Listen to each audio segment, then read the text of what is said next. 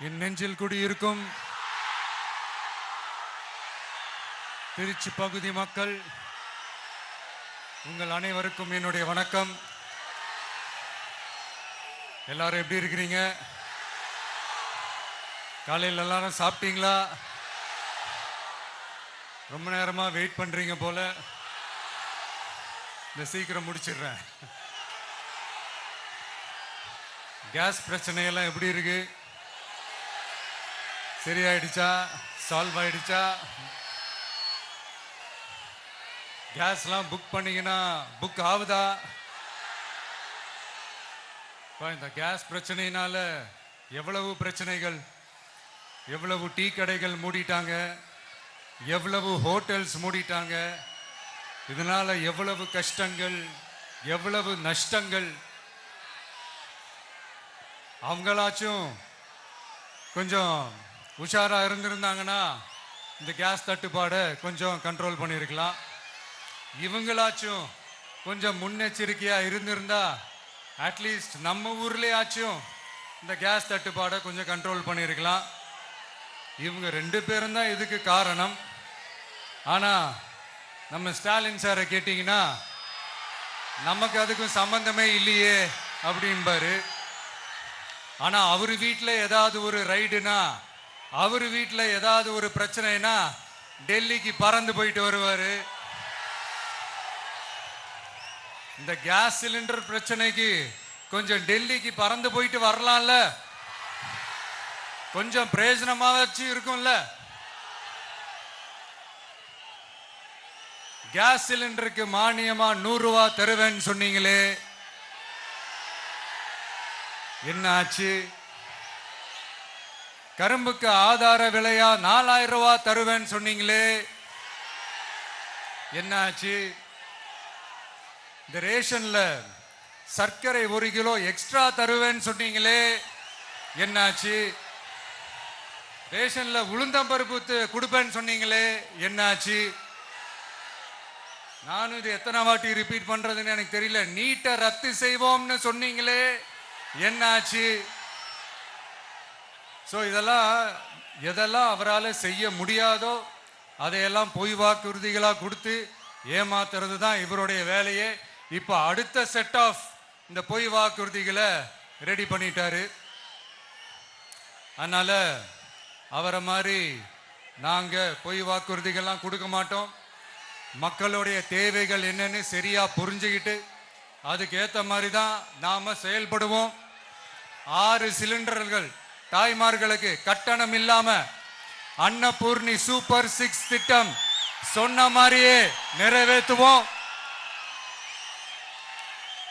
கல்யாணம் ஆகி போற நம்ம தங்கைகளுக்கு 1 பவுன் தங்கமும் பட்டு சேலையும் சொன்ன மாதிரியே கொடுப்போம். 60 வயசு வரைக்கும் இருக்கிற குடும்ப தலைவிகளுக்கு மாதந்தோறும் 2500 சொன்ன மாதிரியே கொடுப்போம். என்னுடைய அம்மா, அக்கா, தங்கைகள் எல்லாருமே தமிழ்நாட்டில் எந்த மூலையிலிருந்து எங்க வேணாலும், தமிழ்நாட்டுக்குள்ள எந்த பஸ்ல வேணாலும் ஃப்ரீயா சொன்ன மாதிரியே ஃப்ரீயா போகலாம். கல்வி, ரேஷன், மருத்துவம், குடிநீர், சாலை வசதி, பஸ் போக்குவரத்து, இந்த மாதிரி அடிப்படை விஷயங்கள்ல தான் எங்களுடைய முதல் கவனம் இருக்கும். நான் ஏற்கனவே சொன்னது மாதிரி நிறைய கவர்மெண்ட் ஸ்கூல்ல இந்த டாய்லெட் வசதிகள்லாம் சரியா இல்லை, அதை சரிப்படுத்தணும்னு சொன்னோம். உடனே இதெல்லாம் ஒரு பெரிய விஷயமா அப்படின்ட்டு சில அறிவாளிங்க கேட்டாங்க. அந்த அடிப்படை வசதிகள் இல்லாததுனால தான் ஒரு 12th ஸ்டாண்டர்ட் படிக்கிற பொண்ணு ஒரு அவசரத்துக்கு ஒரு காட்டு பக்கம் ஒதுங்கினாங்க. என்னாச்சு? இந்த உலகத்தை விட்டே போயிட்டாங்க. அதுக்கு என்ன காரணம்? இந்த மாதிரி அடிப்படை வசதிகள் இல்லாததான் காரணம். அதனால் என்னுடைய தாய்மார்களே, உங்களுக்கு பாதுகாப்பு இல்லாத இந்த அடிப்படை வசதிகள் கூட செஞ்சு கொடுக்காத இந்த தீய சக்தி திமுக அரசை என்ன பண்ணலாம்? தூக்கி வீசி எறிவோமா? எதுக்கு இப்ப அங்க இங்க சுத்திக்கிட்டு நம்ம ஊருக்கே வருவோம், நம்ம திருச்சிக்கே வருவோம். இங்க ஒரு மந்திரி இருக்கிறாரு, நகராட்சி துறையில வேலை வாங்கி தரதா சொல்லி கோடிக்கணக்கான பணத்தை லஞ்சமா வாங்கிக்கிட்டு தகுதியானவங்களுக்கு எல்லாம் வேலை வாய்ப்பு கிடைக்காத அளவுக்கு பண்ணிருக்கிறாரு. இதெல்லாம் எவ்வளவு பெரிய ஒரு ஏமாத்து வேலை. அதனால நம்ம தம்பி தங்கைகளே, உங்களுக்கு இந்த வேலை வாய்ப்பை பறிச்ச இந்த ஸ்டாலின் சார் சர்க்காரை என்ன பண்ணலாம்? தூக்கி வீசி எறிவோமா? உங்களுக்கு இந்த பாதுகாப்பு இல்லாத, சட்டம் ஒழுங்கு சரியில்லாத இந்த தீய சக்தி திமுக அரசை என்ன பண்ணலாம்? தூக்கி வீசி எறிவோமா? நகராட்சி துறையில மட்டுமே 1000 கோடிக்கு மேல ஊழல்னா அப்ப மத்த துறையில எல்லாம் கொஞ்சம் கணக்கு போட்டு பாருங்க, தலையெல்லாம் சுத்தி போயிடும். நான் கொஞ்ச நாளைக்கு முன்னாடி சொல்லியிருந்தேன், இந்த ஸ்டாலின் சார் டாக்ஸ் அப்படின்ட்டு, இந்த ஜிஎஸ்டி மாதிரி எஸ்எஸ்டி, அதை பத்தி அவங்க வாயை திறக்கலைங்க. என்னமோ அவங்களே ஒத்துக்கிட்ட மாதிரி இருக்குது. ஆமா, இப்படி ஒரு டாக்ஸ் இருக்குது அப்படின்னு அவங்களே ஒத்துக்கிட்ட மாதிரி ஆயிடுச்சு.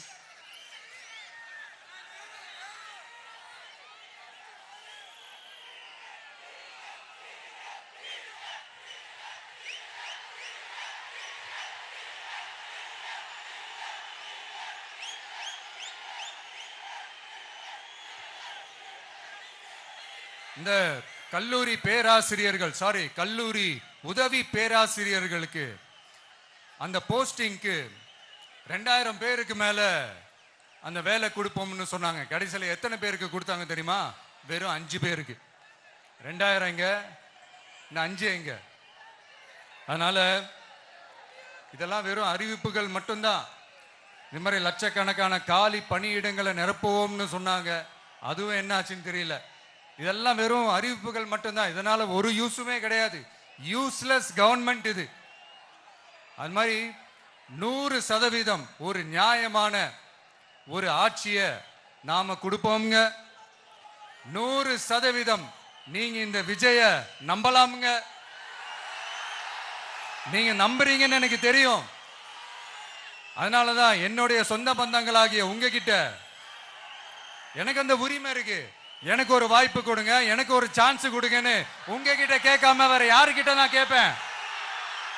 அதனால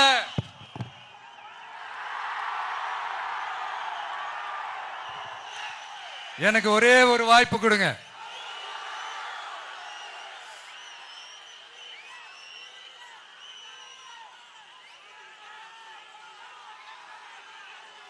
இருந்தாலும் ரொம்ப முக்கியமா ஒன்ன நீங்க ஆழமா மனசுல வச்சுக்கணும்.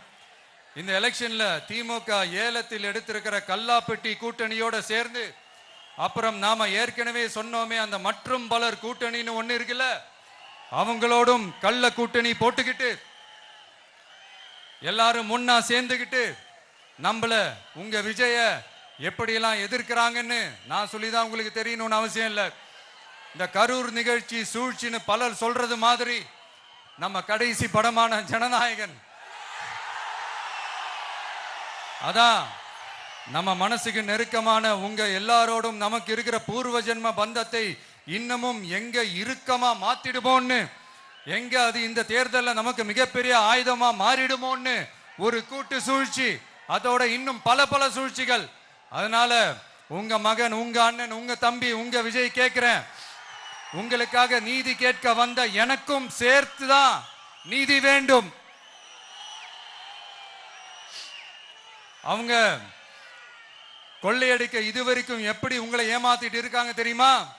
இந்த காங்கிரஸ்ல இருக்கிற சிலரை கையில பணப்பையில போட்டுக்கிட்டு சிறுபான்மை மக்களை ஏமாத்த ஒரு நேரடி பாதி கதர் கூட்டணி, அப்புறம் இந்த மற்றும் பலர் கூட்டணின்னு ஒண்ணு இருக்குல்ல, அதோட டெல்லி ஓனரோட ஒரு கொள்ளைப்புற கள்ள கூட்டணி, அதாவது பாதி காவி கூட்டணி.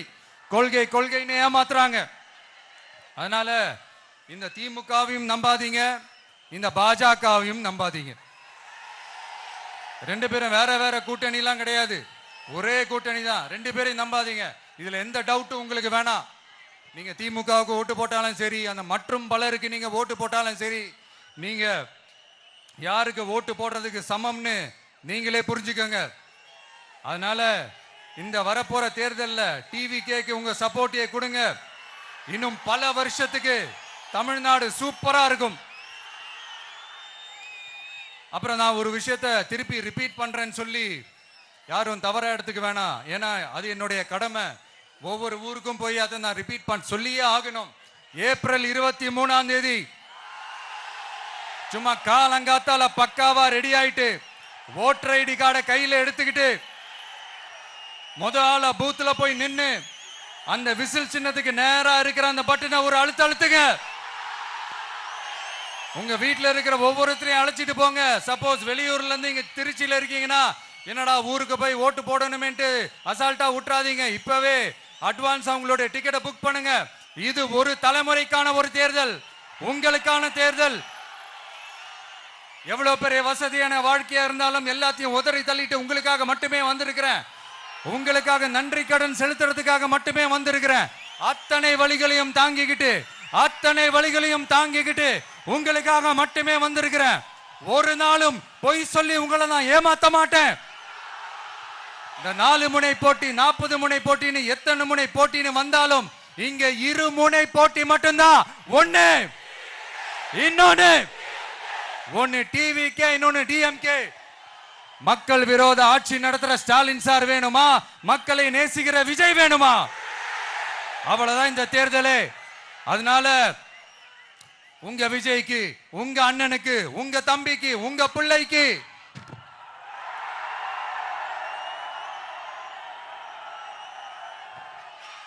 ஒரே ஒரு வாய்ப்பு கொடுங்க.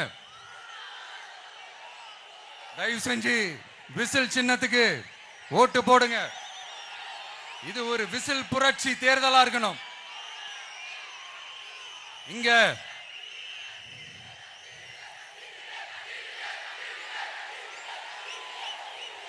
தேங்க்யூ. இங்க திருச்சி இந்த எல்லா தொகுதியிலும் நம்மளுடைய நண்பர்களை, நம்மளுடைய தோழர்களை வேட்பாளர்களா அன்னைக்கு அறிவிச்சேன், நான் நிப்பாட்டி இருக்கேன். அவங்க வேற நான் வேறன்னு தயவு செஞ்சு பிரிச்சு பாத்துறாதீங்க. அவங்க எல்லாரையும் வெற்றி பெற செய்யணும்னு உங்க எல்லாரையும் தாழ்மையுடன் நான் கேட்டுக்கிறேன். நான் தன்னந்தனியாளு, நீ ஏளனமா பாரு. கொஞ்சம் நவுந்தனா இங்க 8 கோடி பேரு. மிரல போது ஸ்டேட்டு எங்க விசில் சத்தம் கேட்டு. நல்லவங்க வாழ நீ விசில் கடி ஓட்ட. கடைசி நம்பிக்கை மக்களை தேடி வருது. அதை இறுக்கி பிடிச்சி ஒரு வரலாறு எழுது. உங்க விஜய் நான் வர. விசில் அடிக்க ரெடியா?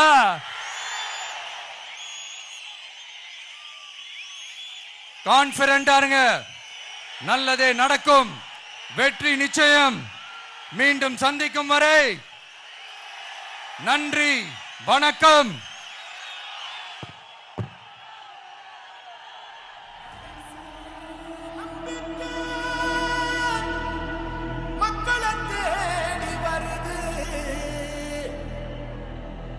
அதை இறுக்கி முடிச்சு